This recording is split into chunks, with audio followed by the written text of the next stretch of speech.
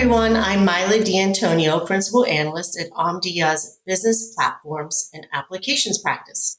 And I'm excited to be here today speaking to Dr. Natalie Petouhoff, Senior Customer Experience Strategist at Genesys. Welcome, Dr. Nat.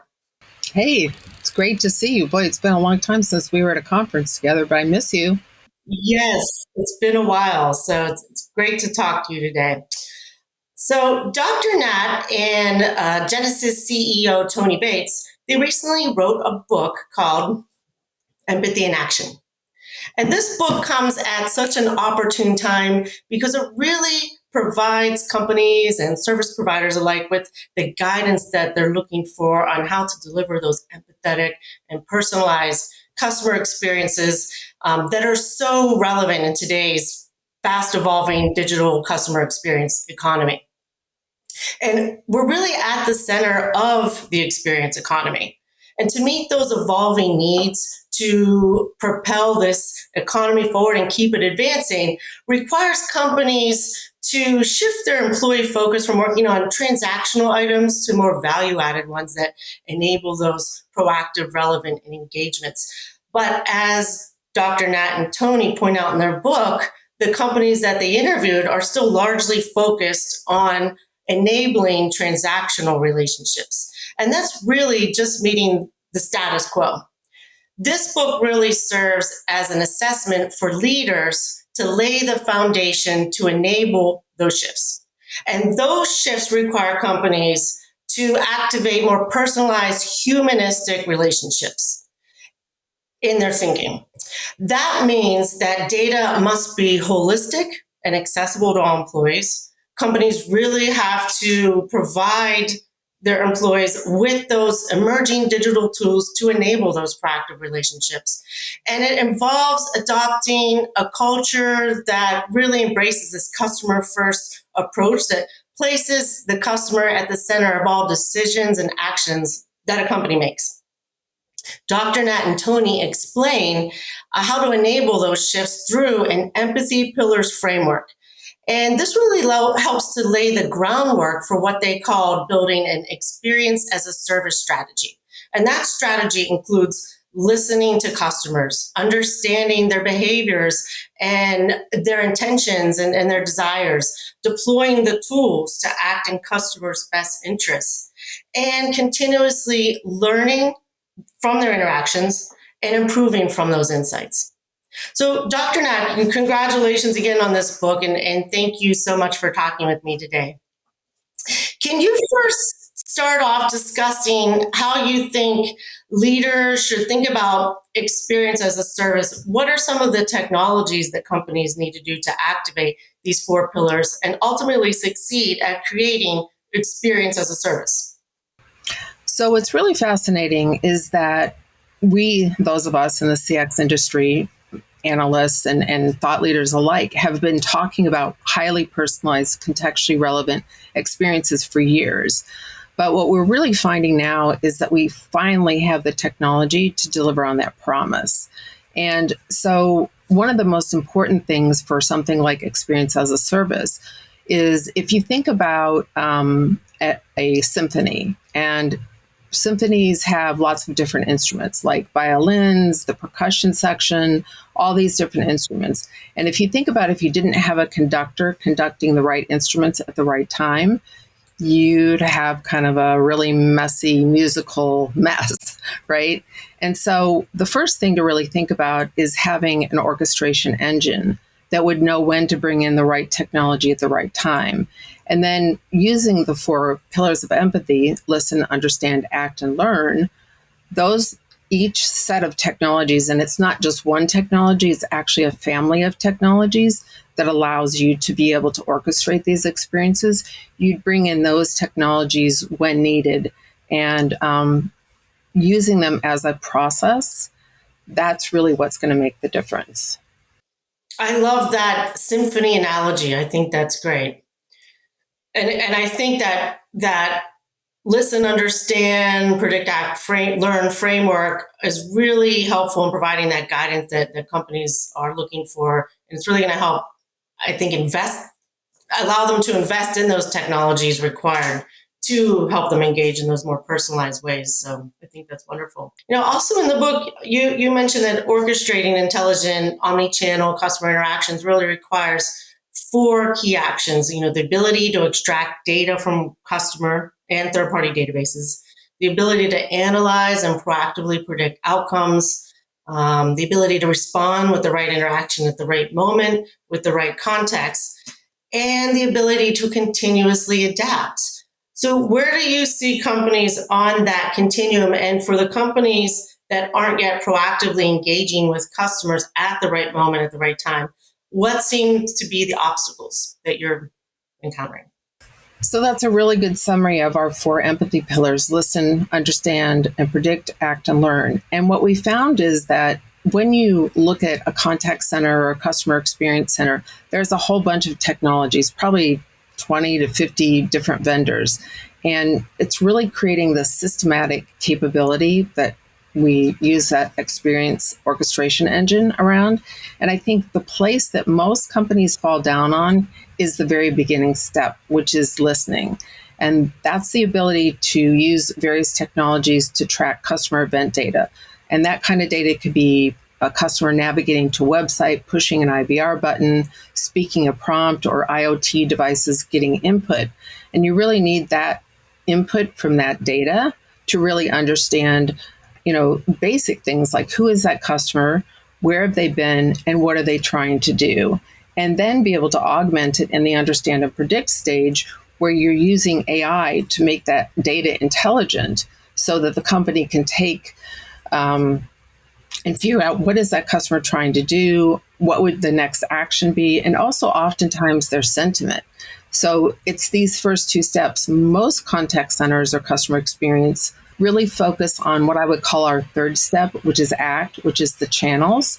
And, bots are important, agents are important, being able to predictively route to the right agent for the best interaction. Those things are really important. But what we're finding is when you take in all that data, you augment it with AI, and then you predict that next best action.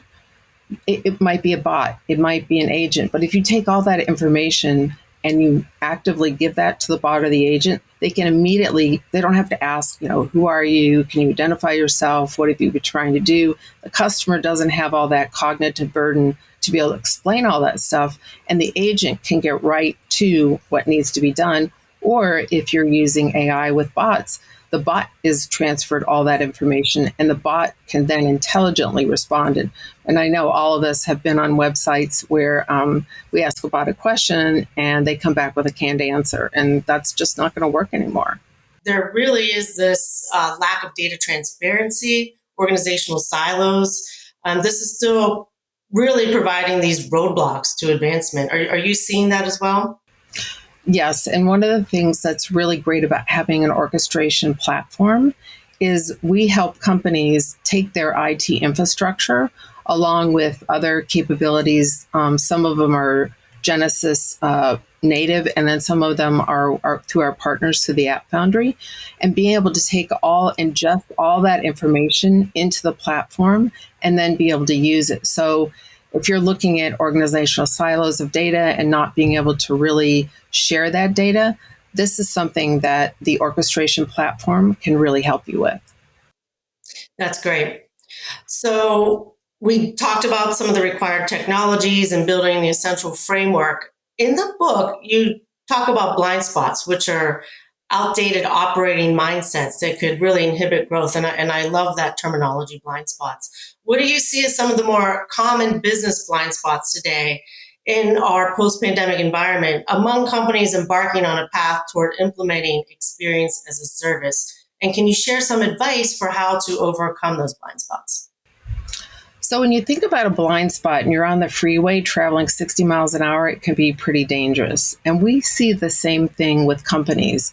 I think probably the first blind spot is empathy. And so if you look at the title of the book, our definition of empathy is putting yourself in the seat of someone else, seeing the world through their eyes, and then taking action from their point of view. And most businesses are business centric. They're all about cutting costs because in the past, the way to execute or deliver experiences has cost a lot of money.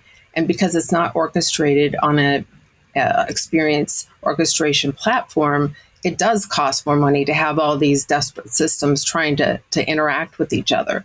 So I think the first thing is really asking yourself as an executive, are we really sitting in the seat of our customers and our employees? The other thing that was really fascinating to me, because Tony said, how come customer and employee experience? I mean, analysts like you have been writing about this for a long time, 15, 20 years. Why hasn't it transformed? The other thing that we found was that if you look at it, there are two main assets to any company, employees and customers. Without employees, you can't really deliver products and services. And without customers, there's no one to buy them. Yet neither one appears on the balance sheet. And so part of the decisions I think that get made and the cost-cutting strategy comes from not having the value of those two important assets on the balance sheet. And as a result, Wall Street investors, executives are not managing to the best interests of those two particular assets. And so I think it's those of us who are in the industry are really strong advocates for transforming the customer and employee experience. But I think until executives really start to think about what would it look like if every decision we made was weighed against how is this going to affect the employee or customer experience and those two assets, and then I think it would help them change how they make choices and decisions. Yeah, I agree at Omdia. We agree with that. We believe that CX and EX are intrinsically linked. But it does require a big shift in thinking in companies' mindset. So it'll be interesting to see how leaders approach that in the coming months and years. So with that, you discuss the parallels of CX and EX in the book and delivering experience as a service. And we at Omdia also believe that they're linked. Like I said, companies can't deliver holistic and proactive customer engagement if they don't have access to real-time customer insights and the ability to collaborate and communicate with others in the organization that may need to respond to the same inquiry or engagement. Do you see companies starting to link CX and EX and organize employees around the customer? And if so, can you talk about the importance of not just delivering empathetic customer experiences, but also employee experiences? So I think when you're looking at, and I think part of this is what's caused the Great Resignation. A lot of people have left their jobs. And I think a lot of that has to do with the culture, right? And they're just, they feel like, I've been putting up with this, and the pandemic created this cause for a pause and everyone to self-reflect and say, is this really what I want for my life?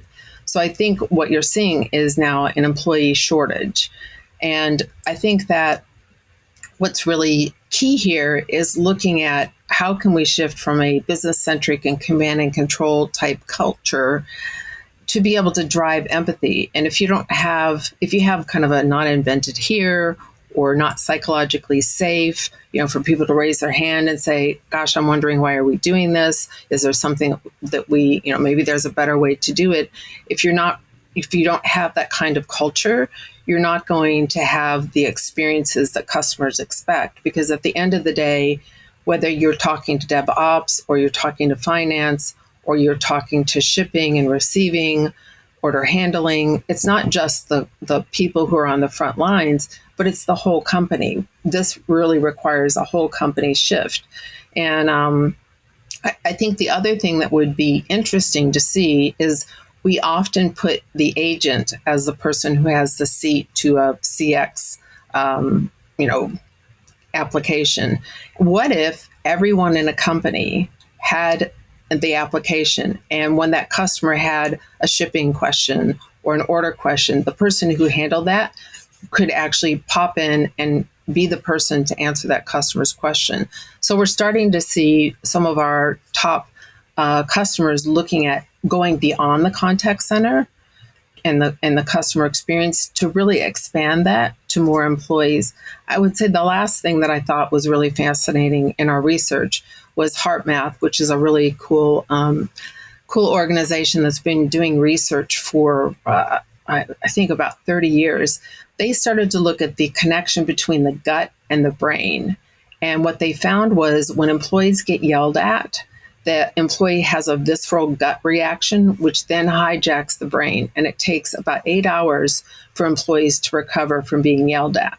And so imagine if you're in a culture where, leaders think that that's the way to motivate people, or think about the number of times where the agent is answering a customer's question or trying to do the very best that they can, but they don't have the data, they don't have the information, they're not being given, this predictive outcome and the direction that the customer is going, or the right content to be able to respond immediately. I mean, think about having thousands, like if you're a tennis shoe company, people are asking, well, what's the best shoe for running or the best shoe for walking? How does an employee have all that information stored in their head? You need to be able to deliver dynamic content. And so I think part of this is really enabling those employees to be able to have the information that they need real time, and to help them really deliver that experience. And so when we start to see companies transform the employee experience, that's when you really get the additional value from the customer experience. Yeah, I agree. It's an exciting time. We too are seeing the whole market sort of morph and evolve into placing service and CX just solely with the contact center to enabling this end-to-end CX environment. And, I think it's happening more rapidly than we thought. So it is going to be interesting to watch, how companies enable that over the coming months. You and Tony, you provide helpful examples of companies that have succeeded at delivering experience as a service. Starbucks, Walmart, Lowe's, you just named Heart Health. Can you share an example of a company that you've seen using exponential technology to deliver personalized experiences? So Textile Fashion Group, which includes brands like Fabletics, Savage X, Just Fab, Shoe Dazzle, when we were looking at their member experiences, they found many of the members would ask the brand similar questions. And so if you think about the cognitive burden on the agent answering the same types of questions all the time, it's not the best use of their time, right? They are probably the most expensive asset that you have in addition to technology. So what we started to do was use our empathy framework of listen, understand, and predict, act, and learn. And we were able to see that we could predict the intent of the requests, and they uncovered 4 main intents: skip my order, cancel my order, where is my order, and update my profile information. And so we were able to leverage self-service tools like an AI voice or chatbots to be able to answer simple transactional requests so employees could really focus on the more complex problems that really require their specialty or their help. And this is really a better experience, not only for the customers or the members, but it's a much better experience for the employees. And at the end of the day, what's really fascinating is, people have asked me, so Dr. Nat, empathy and action, are you like advocating building kumbaya factories?